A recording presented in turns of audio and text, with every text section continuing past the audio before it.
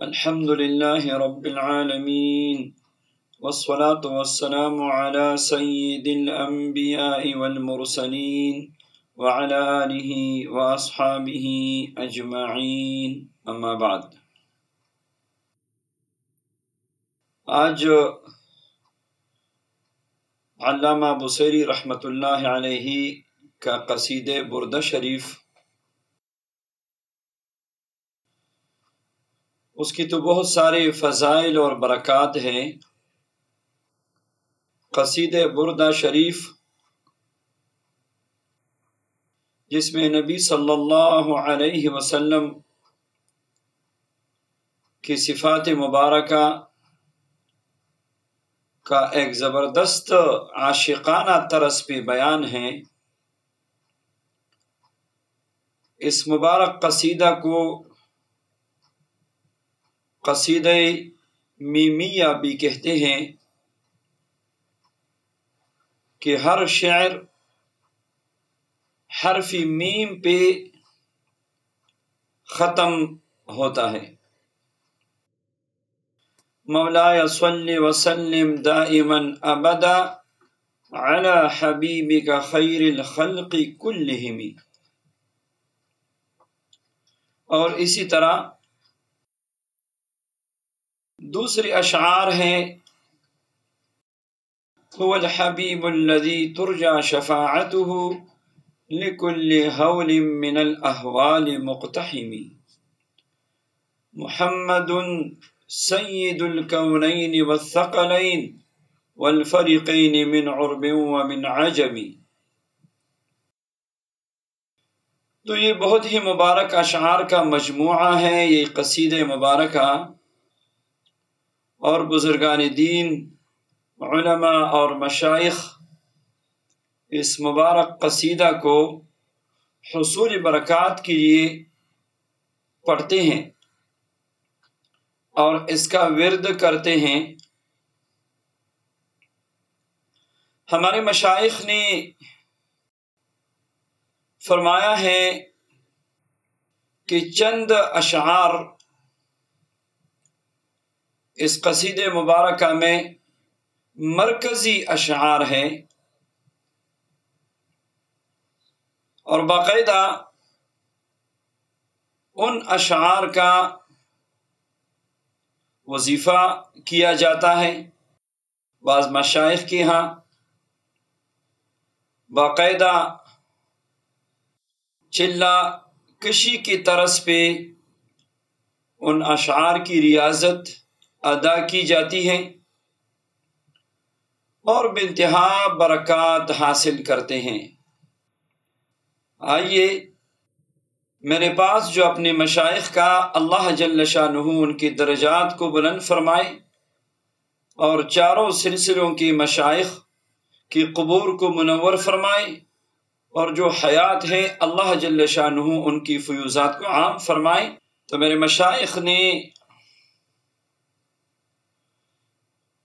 جو مجھے بعض خزانی دی ہیں، جو بعض سینوں کے راز ہیں میرے پاس، الحمدللہ وقتاً فوقتاً میں ان اسرار اور رازوں کو بتاتا رہتا ہوں اپنی دروسات میں۔ آج قصیدہ بردہ شریف کا ایک شعر ہے، هو الحبیب الذی ترجى شفاعته لكل هول من الاحوال مقتحم۔ ان مرکزی اشعار میں یہ شعر بھی ہے، هو الحبیب الذی ترجى شفاعته لكل هول من الاحوال مقتحم۔ یہ مبارک شعر ماشاء اللہ اس کے بے انتہا کمالات و برکات ہیں۔ میں خود الحمدللہ اس کا عامل ہوں، اور اللہ رب الکریم نے اس عاجز فقیر اور گناہگار کو اس کی جو برکات عطا کی ہیں ان کے لیے الفاظ کم پڑ جاتے ہیں۔ تو آئیے آپ بھی اس مبارک شعر کی برکات و انوارات کو حاصل کیجیے۔ اگر آپ اس کا وظیفہ کرنا چاہتے ہیں تو وظیفہ یہ ہے کہ شب جمعہ میں، کسی بھی شب جمعہ میں غسل کر کے پاک و صاف کپڑے پہنے، خوشبو لگائے،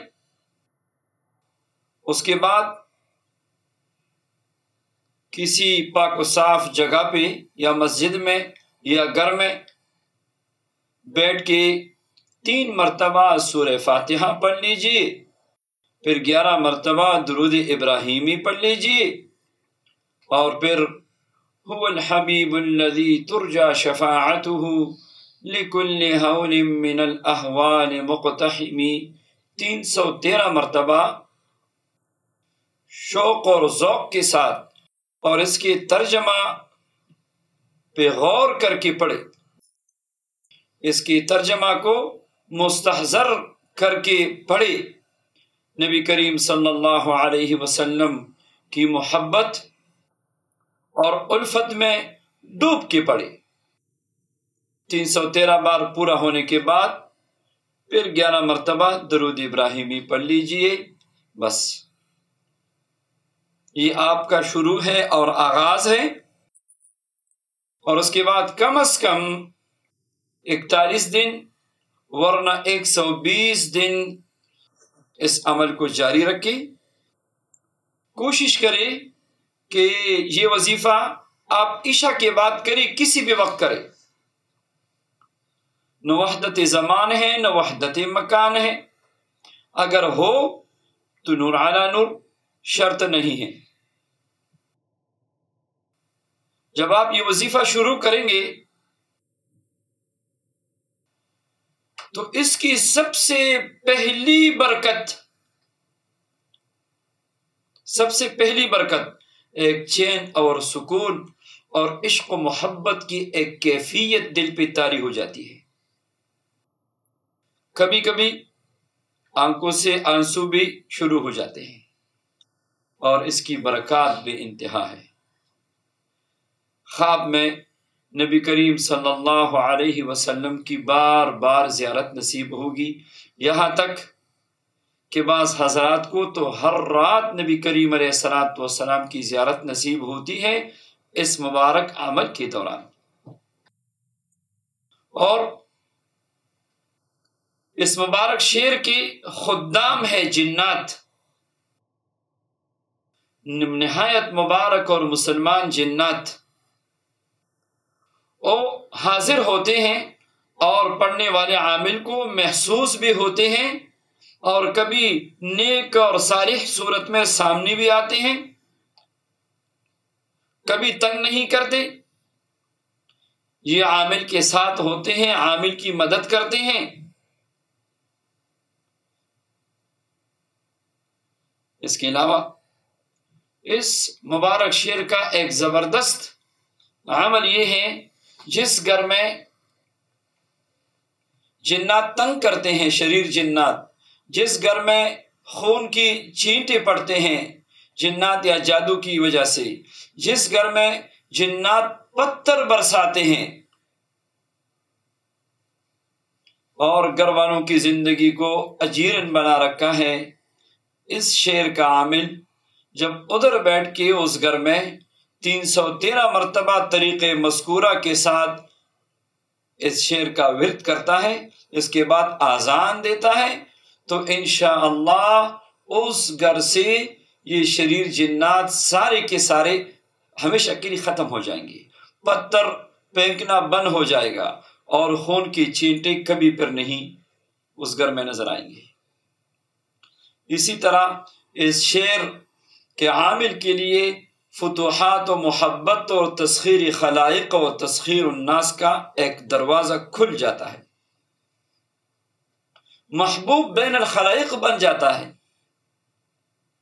ہر بندہ اس سے محبت کرتا ہے، ہر بندہ چاہتا ہے کہ اس کے قریب بیٹھوں، اس کی صحبت مجھے ملے، اس کے دل سے انوارات و فیوزات کی چشمے ابلتے ہیں۔ بس افسوس اس بات کا ہے کہ لوگ عمل نہیں کرتے۔ اگر پابندی ہی وظیفہ وظائف میں پابندی ہو، یقین ہو، اور اس شعر کو ایسی ہی ترتیب سے پڑھے جو بیان کر رہا ہوں، تو انشاءاللہ یہ ہوا میں آپ کو اڑا دے گا، آپ کی کرامات لوگوں پہ ظاہر ہوگی، اور ماشاءاللہ اولیاء و صالحین کی زیارت ہوگی آپ کو جاگتے میں بھی اور سوتے میں بھی۔ بہت ساری برکات ہیں، یہ چند میں نے ذکر کیے، آپ عمل کریں، انشاءاللہ اس سے ہزارہا برکات آپ پائیں گے۔ اللہ جل شانہ عمل کی توفیق نصیب فرمائے۔ سب کو اس کی اجازت ہے جو کرنا چاہے، بس بدبودار چیز سے پرہیز کرے۔ اللہ جل شانہ ہم سب سے راضی ہو۔